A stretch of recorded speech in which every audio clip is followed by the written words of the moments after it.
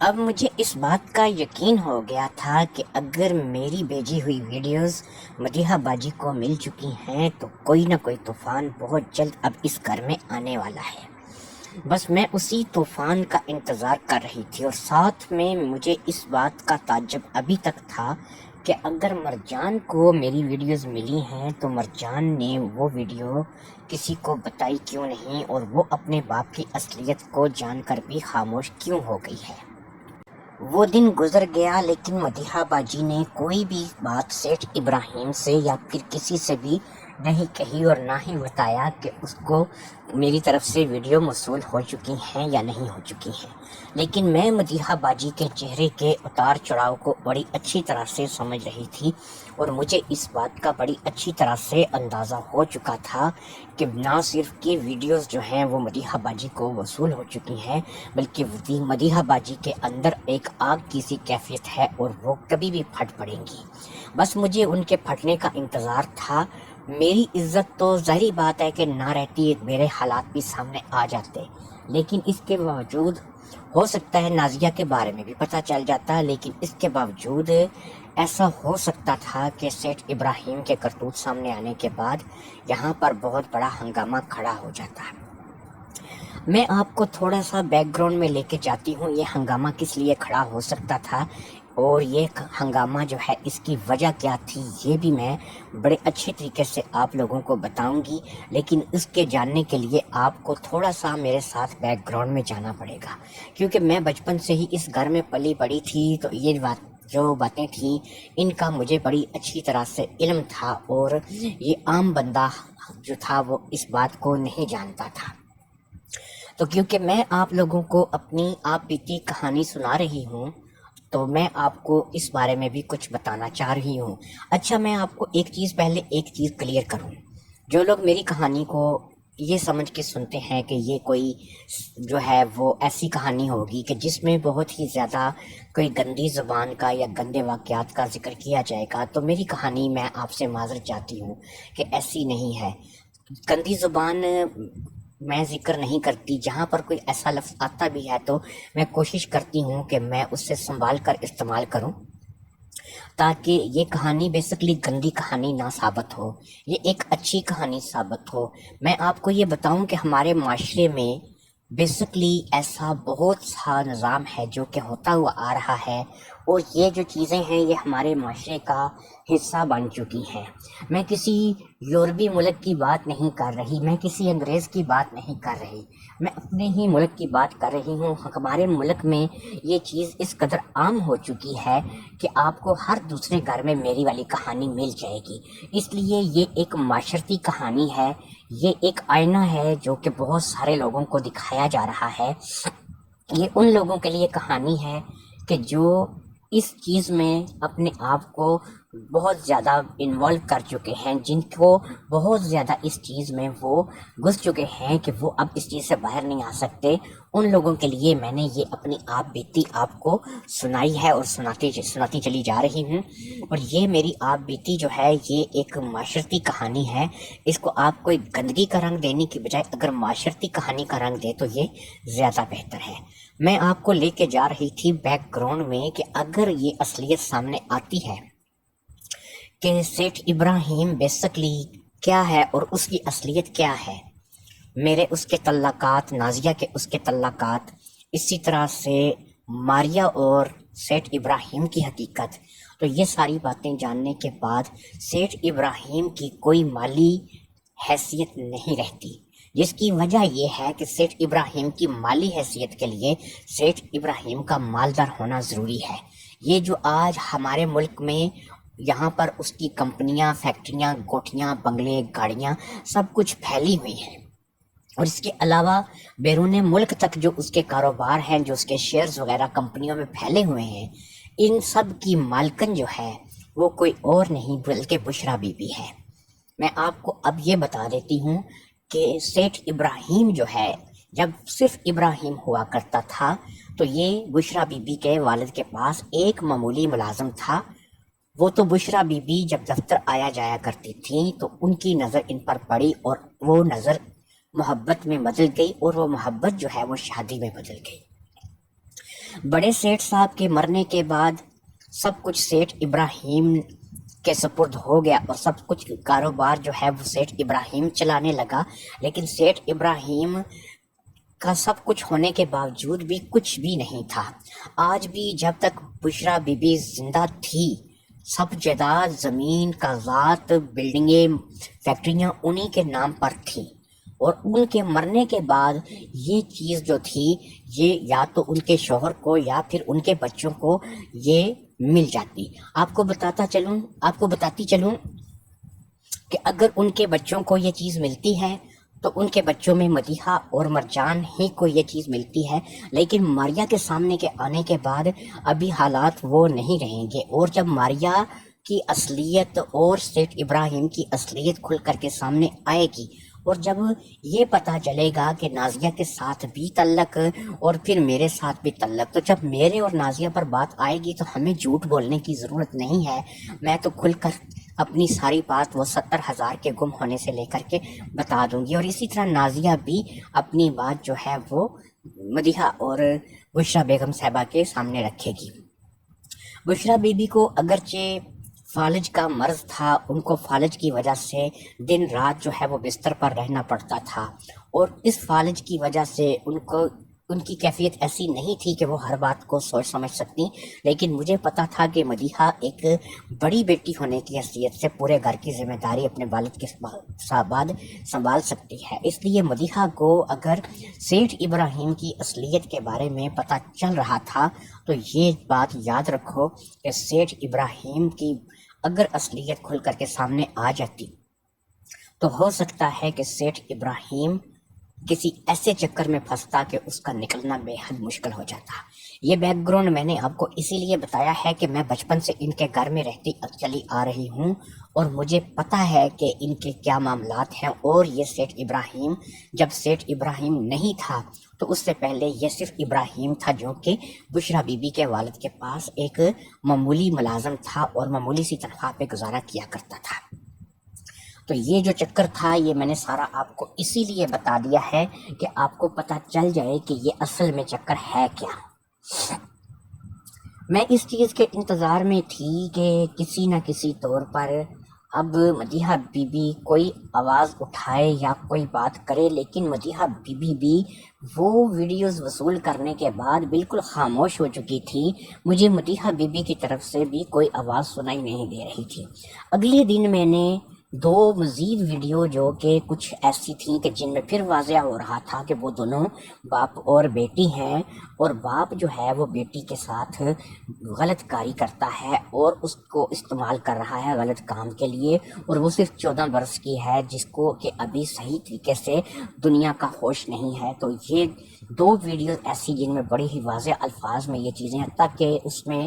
بعض جگہ پر ماریا رو بھی پڑی تھی، لیکن اس کے باوجود بھی سیٹھ ابراہیم کو ماریا پر کوئی ترس نہیں آیا تھا۔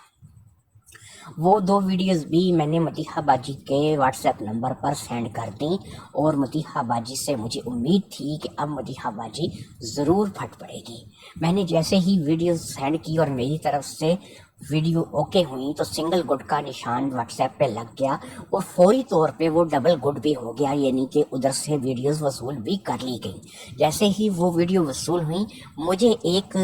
لکھا ہوا میسج آ گیا۔ مجھ سے یہ نہیں پوچھا گیا کہ تم کون ہو، یہ ویڈیوز مجھے کیوں بھیج رہی ہو یا بھیج رہے ہو، تم کہاں رہتی ہو، میں تم سے ملنا چاہتی ہوں۔ اس قسم کے ہوتا ہے نا عموماً جب بندہ سامنے سے کوئی ایسی چیز بھیجتا ہے تو آگے وہ بندے جو ہے گھر والے جس کو ملتی ہے وہ پوچھتا ہے، تحقیق کرتا ہے۔ مجھے صرف ایک ہی میسج آیا، اور وہ میسج بڑا ہی عجیب و غریب تھا، اور اس میسج کو پڑھنے کے بعد مجھے اس چیز کا احساس ہوا کہ بات کچھ اور ہے۔ میسج پتہ ہے کیا تھا؟ اپنا خیال رکھنا، پہلے بھی تم پر حملہ ہو چکا ہے، اور شاید اسی وجہ سے تم پر حملہ ہوا ہے کہ تم یہ جانتی ہو۔ اپنا خیال رکھنا، یہ نہ ہو کہ تم پر دوبارہ حملہ ہو۔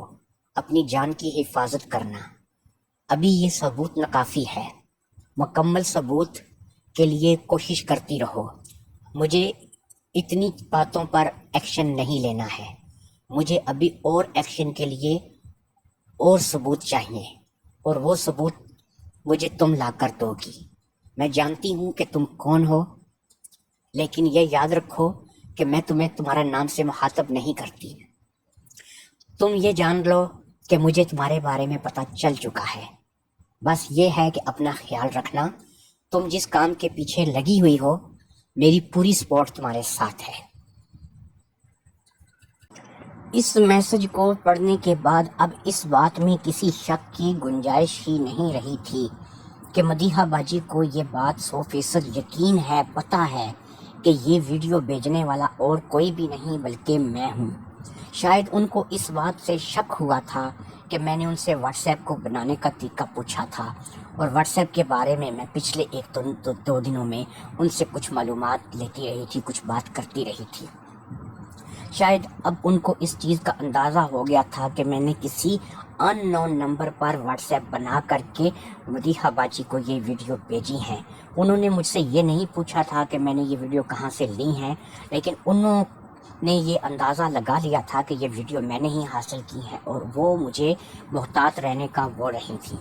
मोहतात तो अब मैं वाकई हो गई थी कि जब मैं घर से बाहर निकलती थी कुछ भी सामान लाने के लिए या फिर कुछ सौदा सल्फ लाने के लिए, तो मैं 4 आंखें रख के चलती थी। मैं अपने आगे पीछे दाएं बाएं यूं देखती रहती थी कि जैसे मुझे कहीं से भी कोई ख़तरा हो सकता है। फिर मैंने एक नया काम किया था कि अमूमन मैं ऐसे वक्त में बाहर निकलती थी जब और लोग भी सड़क पर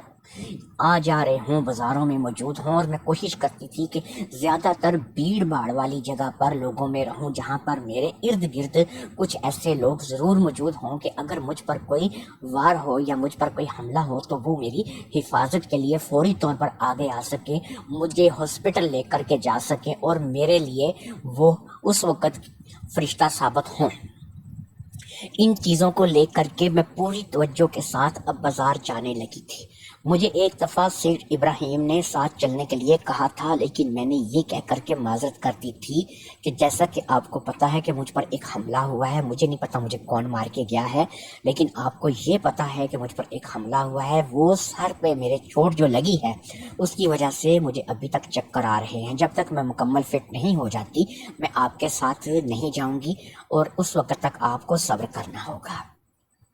मैंने उससे माजरत इसलिए की थी कि मैं अब डर गई थी कि कहीं अकेले में सेठ इब्राहिम मेरा गला दबाकर या मुझसे किसी भी तरीके से ये बातें ना उगलवाए और मुझे मार पीट कर मुझसे ये। लेकिन बहरहाल मैं आपको एक और चीज़ बताती चलूँ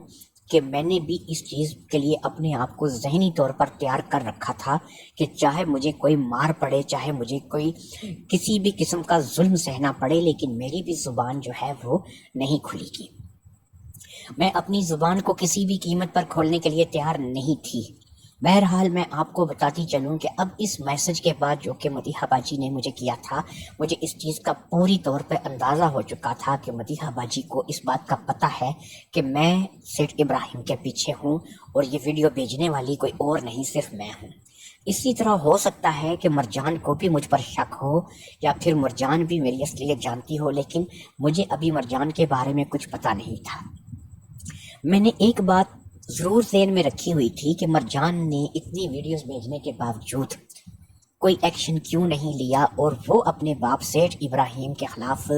क्यों नहीं खड़ी हुई, या उसने मुझे कोई जवाबी मैसेज नहीं किया या उसने मुझे कोई ऐसी चीज़ नहीं भेजी। तो मैं इस बात के लिए हैरान ज़रूर थी कि आखिर ये क्या चक्कर है और मरजान ऐसा क्यों कर रही है।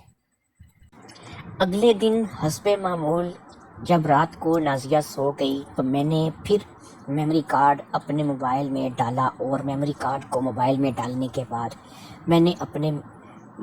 मोबाइल से फिर 2 वीडियो जो कि मारिया और सेठ इब्राहिम से मुतल्लक थी, मैंने वो मदीहा बाजी को सेंड कर दी। एक वीडियो मैंने मदीहा बाजी को सुमेरा की सेंड कर दी कि ये एक नहीं, और साथ में मैंने ये भी लिखा कि सुमेरा कौन है और क्या है और सुमेरा को मदीहा बाजी किस तरीके से जान सकती हैं,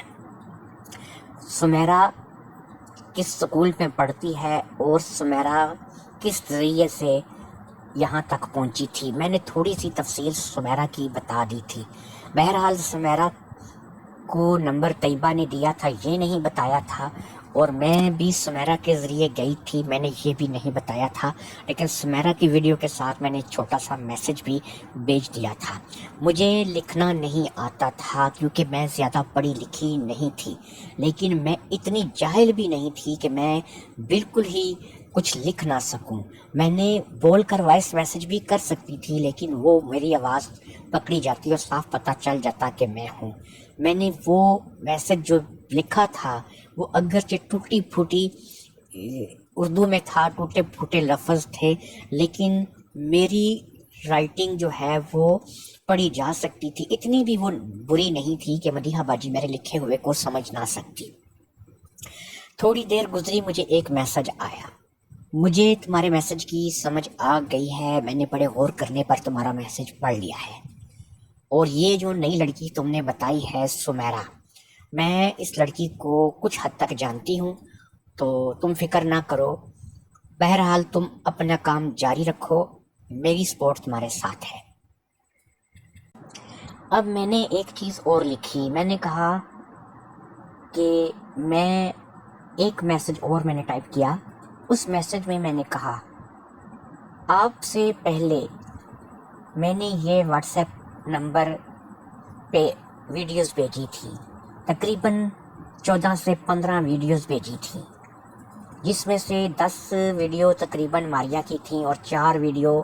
اسی لڑکی سمیرا کی تھی، لیکن وہ ویڈیوز بھیجنے کے باوجود بھی وصول بھی کر لی گئی، لیکن اس پر ایکشن نہیں لیا گیا۔ میں یہ معلوم کرنا چاہتی ہوں کہ اس پہ ایکشن کیوں نہیں لیا گیا۔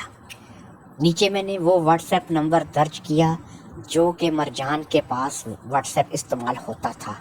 اور وہ 14 ویڈیو جو میں نے دی تھی ان کا حوالہ دے کر کے میں نے وہ میسج بھی سینڈ کر دیا،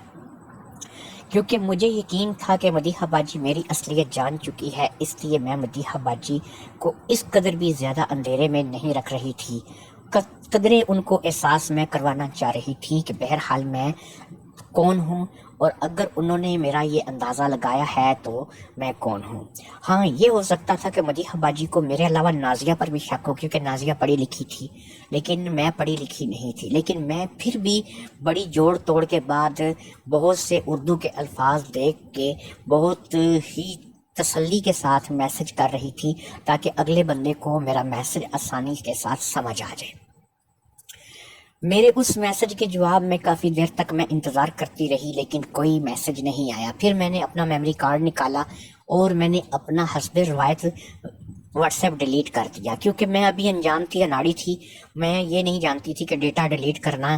ہے۔ میں اپنا واٹس ایپ ہی ڈیلیٹ کر دیا کرتی تھی تاکہ نہ رہے گا بانس اور نہ بجے گی بانسری۔ اس کے علاوہ موبائل میں نے کوئی چیز نہیں رکھی ہوئی تھی۔ میں نے میموری کارڈ کو ایک دفعہ پھر اپنی پینٹی میں بنے اس سوراخ میں پھنسایا جہاں سے وہ صرف مجھے ہی مل سکتا تھا، اور اگر اسے خاص طور پر ڈھونڈا جاتا تو کوئی اور بھی اسے تلاش کر سکتا تھا، لیکن ظاہری بات ہے کہ اب میری پینٹی کے اس جگہ پر جہاں پر کہ الاسٹک پینٹی کا ڈالا جاتا تھا، اس جگہ پر ایک چھوٹا سا سوراخ، اور اس چھوٹے سے سوراخ کے اندر ایک چھوٹا سا میموری کارڈ، یہاں پر کس کو خیال آ سکتا تھا؟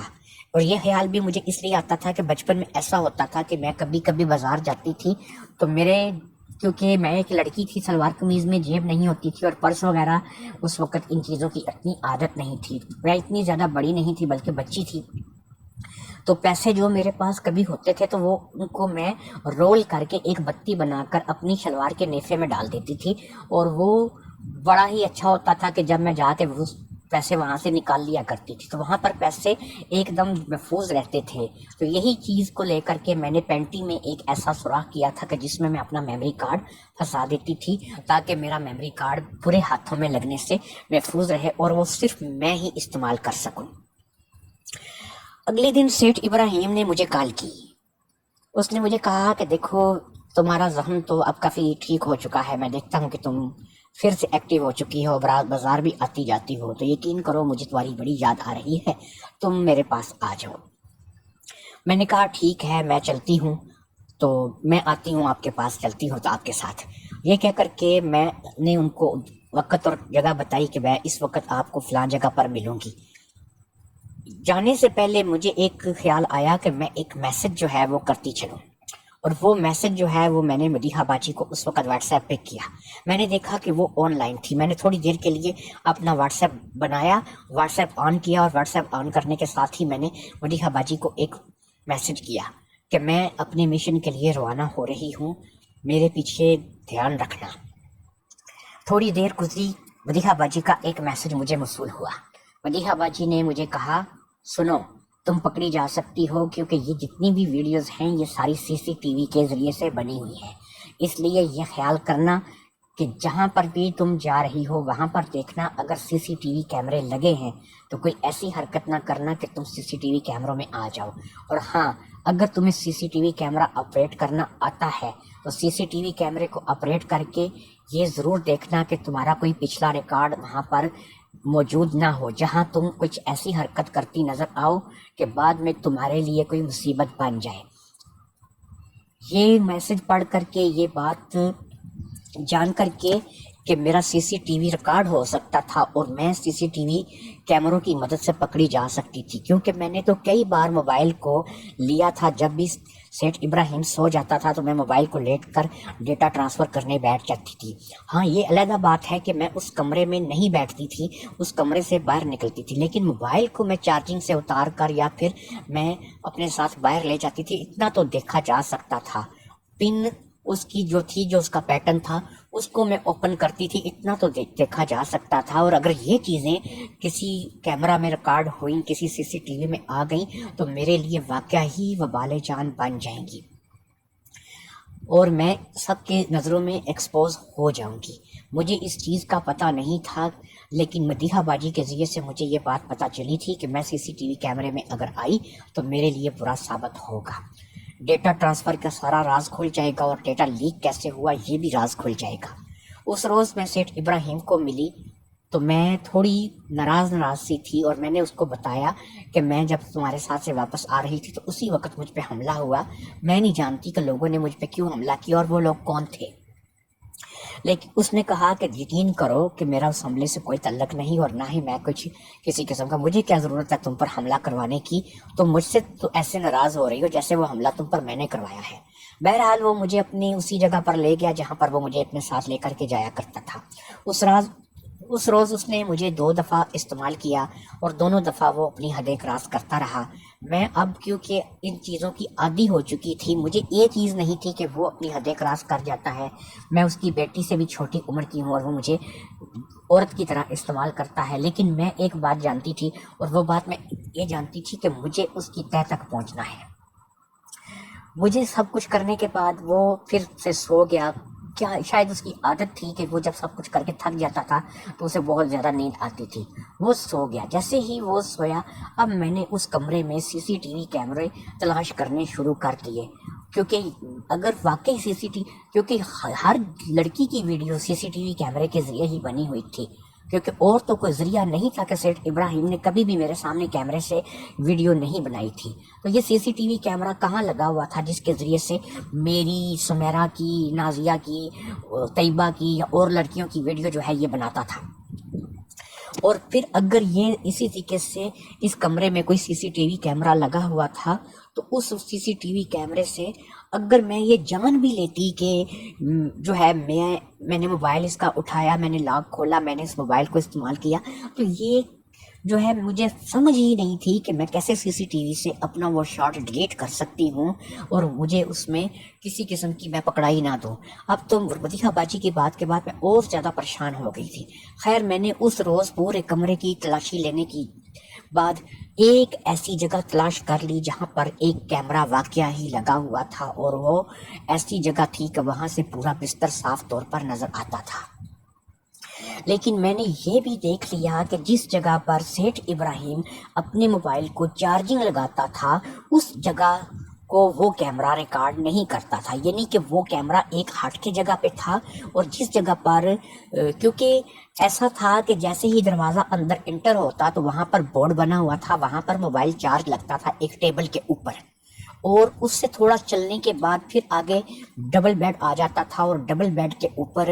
جو ہے ہم لوگ جو بھی کرتے تھے وہ ڈبل بیڈ کے اوپر کرتے تھے, اور سیٹھ ابراہیم اور میں جو بھی ہمارے معاملات ہوتے تھے وہ اس ڈبل بیڈ کے اوپر ہوتے تھے. लेकिन अगर मैं डबल बेड से उठकर चार्जर की तरफ आती थी या फिर उस दरवाजे की तरफ आती थी तो मैं कैमरे में से गायब हो जाती थी। कैमरे की रेंज वहां तक नहीं थी, कैमरे का मुंह उस तरफ नहीं था। तो इसका मतलब ये है कि ये जो कैमरा लगा हुआ था इस कैमरे में मैं कैच नहीं हो सकती थी। हाँ, एक चीज है कि ये सीसीटीवी कैमरा था तो जो पहली वीडियोस बनी थी उनमें आवाज भी बकायदा साफ सुनाई देती थी। तो इसका मतलब ये है कि मारिया वाली तमाम वीडियोस, सुमेरा वाली वीडियोस वो सीसीटीवी कैमरे पे नहीं बनी थी क्योंकि उनमें आवाज भी सुनाई देती थी। या तो फिर यहाँ पे कोई ऐसा माइक सिस्टम लगा हुआ है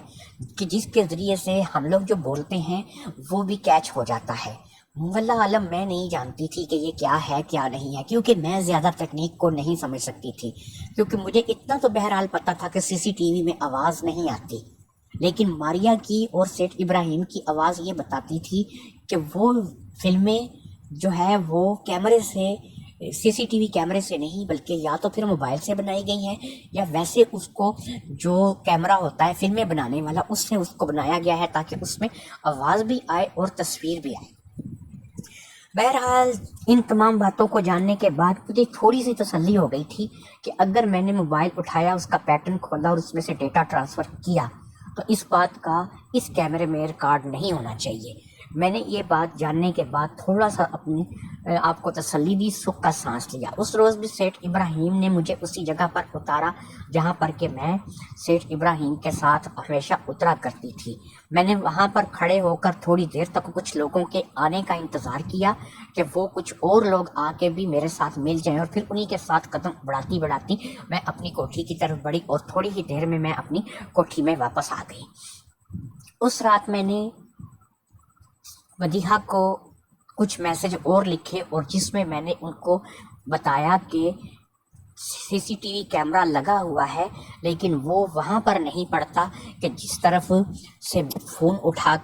से मैं डेटा ट्रांसफ़र कर सकती हूँ या मैंने फ़ोन उठाया है या मैंने पैटर्न खोला है और जिस तरीके से मैंने ये सबूत हासिल किया है। जवाब में एक मैसेज आया कि ठीक है लेकिन फिर भी ध्यान रखना, एक कमरे में एक से ज़्यादा सीसीटीवी भी हो सकते हैं और अगर तुम किसी कैमरे में भी आ गई तो तुम्हारे लिए बहुत बुरा साबित हो सकता है। मैंने कहा तुम फिक्र ना करो, मैं कोशिश करूंगी कि पूरे तौर पे ऐसा कुछ भी ना हो और मैं अपनी तौर पे कोशिश ये करती हूँ। और अब मुझे पता चल क्या है कि कैमरा कहाँ पर है तो मैं कोशिश करूंगी कि मैं उस कैमरे की नज़रों से ज़्यादातर अपने आप को बचा करके रखूँ। खैर जी, उस रोज़ के मैसेज की बातचीत के बाद मैंने फिर अपने मोबाइल का वही हाल किया जो कि मैं रोज़ाना करके सोती थी, यानी मोबाइल में कोई मेरे पास रिकॉर्ड मौजूद नहीं था। अगले दिन की बात है कि मैं सामान लेने के लिए घर से बाहर निकली और मार्केट की तरफ जा रही थी। इस वक्त इक्का दुक्का लोग थे जो कि सड़कों पर थे। नाजिया, मदीहा बाजी और मरजान जो हैं वो अपने अपने स्कूल कॉलेज जा चुकी थी। अभी मैं चंद ही कदम चली थी कि पीछे से एक गाड़ी आई। उस गाड़ी में मुझे ऐसा महसूस हो रहा था कि जैसे वो गाड़ी मेरा पीछा कर रही है। थोड़ी थोड़ी वो मेरे साथ साथ चलती रही और फिर जब एक ऐसी जगह पर पहुंची जहां पर सिर्फ एक दो लोग ही मौजूद थे तो फटाफट गाड़ी का दरवाज़ा खुला और उसमें से 4 लफंगे तिलंगे लड़के बाहर निकले। उन्होंने अपने चेहरों को नकाब से ढांप रखा था। उन्होंने फटाफट से मुझ पे अटैक किया और मुझे पकड़ करके उठा लिया। 2 ने मेरी टांगें पकड़ रखी थी और 2 ने मेरे चेहरे और बाजुओं को पकड़ रखा था। मुझे फटाफट से उस गाड़ी में फेंका गया जो कि बड़ी लैंड क्रूजर टाइप गाड़ी थी। गाड़ी में डाल करके उन्होंने मेरे कनपट्टी पर पिस्तौल लगा दी और मुझे चुप रहने के लिए कहा। और फिर उन दो लड़कों ने मुझे मिलकर बांधना शुरू कर दिया और एक लड़के ने गाड़ी आगे बढ़ा दी और एक लड़का आके उसके साथ ड्राइविंग सीट पर बैठ गया। ये मंजर वहां पर मौजूद चंद लोगों ने देखा था, लेकिन उनके हाथ में असला देख करके किसी की भी जरूरत नहीं पड़ी थी कि वो आगे आकर के मुझे बचाए। फिर वो गाड़ी ऐसे रवाना हुई कि जैसे वहां पर थी ही नहीं। बहुत ही तेज रफ्तारी से फराटे बढ़ती हुई वो गाड़ी मुझे लेकर के चली गई। मेरे आंखों पर पट्टी बांध दी गई थी, मेरे हाथ पैर बांध दिए गए थे। मुझे नहीं पता था कि ये लोग मुझे किस किस तरफ लेके जा रहे हैं। अपनी जान के डर के وجہ سے میں بھی خاموش تھی اور میں چپ چاپ جو ہے بیٹھی سب کچھ سن رہی تھی۔ میں نے اپنے ہاتھ پاؤں چلانے کی زیادہ کوشش نہیں کی تھی، کیونکہ میں اگر ہاتھ پاؤں چلاتی تو یہ لوگ مجھے گولی بھی مار سکتے تھے۔ یہ شکل سے ہی کوئی درندے معلوم ہو رہے تھے، اگرچہ ان کے چہرے نقاب کے پیچھے تھے، لیکن مجھے یہ جاننے میں ذرا بھی دیر نہیں لگی کہ یہ کوئی پیشہ ور قسم کے گنڈے ہیں۔ انہوں نے مجھے کیوں اغوا کیا تھا اور ان کے پیچھے کیا مقصد تھا، یہ میں نہیں جانتی تھی، لیکن میرے ذہن میں جو فلم چل رہی تھی شاید وہی حقیقت تھی۔